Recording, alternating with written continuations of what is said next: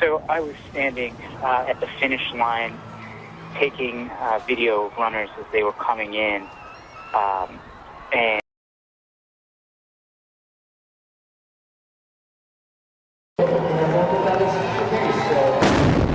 so I was standing at the finish line, taking video of runners as they were coming in, and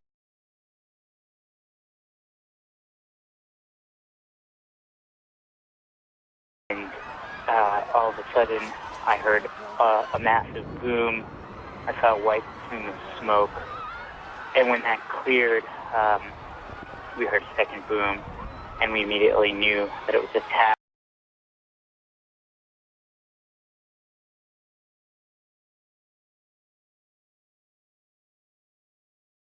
And all of a sudden I heard a massive boom. I saw a white plume of smoke, and when that cleared, we heard a second boom, and we immediately knew that it was a tap. So I was standing.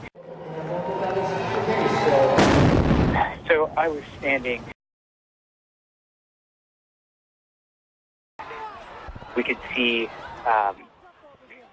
what was clearly the most horrific thing anyone could see, which was a lot of people lying on a sidewalk, their limbs mangled, their eyes vacant,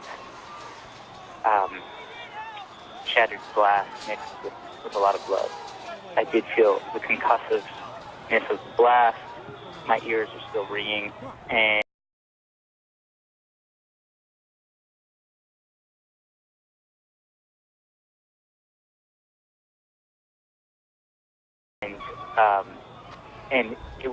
it appeared to be on the sidewalk. There were runners in front of me that were down, but it doesn't look like the full brunt of the blast hit them directly.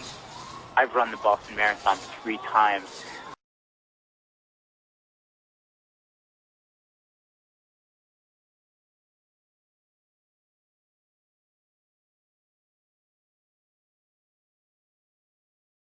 Anniversaries offer symbolism.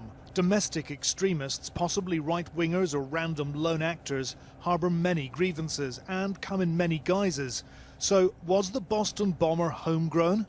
Well, there's a wide range of right-wing militias that we could be looking at. And of course, the consistent factor with a lot of these is they have some sort of grievance against the government. And so that would be the kind of group we could be talking about, either a lone wolf or a small group that has something against the government, probably against the government intervening in their lives. The Boston bomb has injured more than any terrorist attack since 9/11. But there have been others, and in our post-9/11 world, Al-Qaeda and its franchise operations are ready suspects. The Pakistani Taliban claimed the attempted bombing at Times Square 5 years ago, although today they told Channel 4 News they had nothing to do with Boston. Al-Qaeda in the Arabian Peninsula claimed the attempted bombing of a Delta airliner in 2009. Its online magazine last year listed crowded sports arenas among suggested targets for mass slaughter. A plethora of organised jihadi groups worldwide made direct threats against America and carried out violent retaliatory attacks on US interests following the release of a US movie trailer in July last year, which many Muslims thought offensive. Analyzing the target, it's pointing to Al-Qaeda or its affiliate groups. Then it happened before. We have many times happened, including the failed Times Square attack, 2009, which is proved and TTP, Taliban Pakistan, they were behind it themselves, and they claimed the responsibility about that. And we have the problem with drone attacks. We know from our sources, the global jihadi community, they're frustrated and really they're working very hard to try to put an end to drone campaign against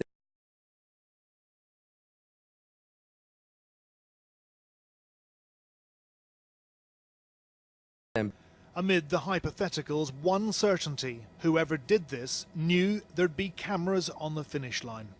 Examination of the footage shows the bombing was covered from all angles, a theatre of terror. There were set-piece TV cameras in various positions, some rolling live and streaming online.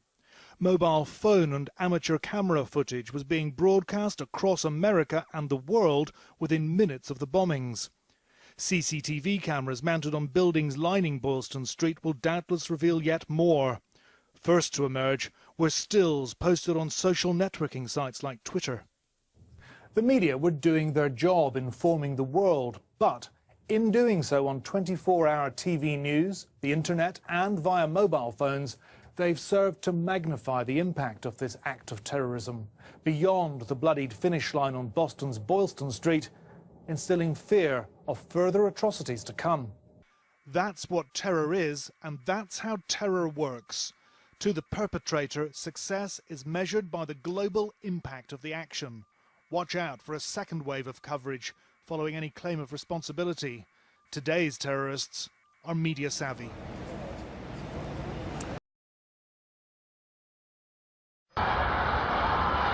What really sticks in my mind is passing by people and filming them and filming their astonishment. And the eyes saying, this is not happening.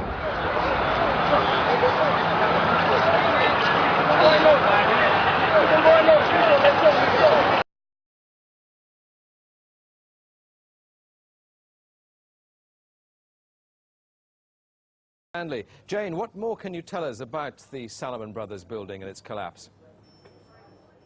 Well, only really what you already know. Details are very, very sketchy. There's almost a sense downtown in New York behind me, down by the World Trade Centers of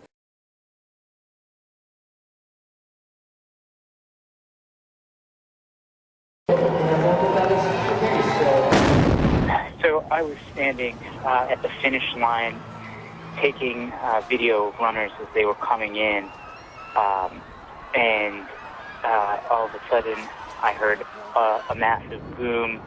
I saw a white plume of smoke, and when that cleared, we heard a second boom, and we immediately knew that it was attack.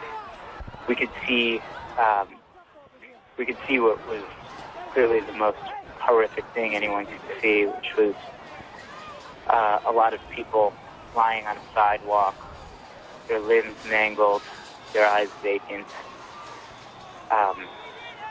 shattered glass mixed with a lot of blood. I did feel the concussiveness of the blast. My ears are still ringing.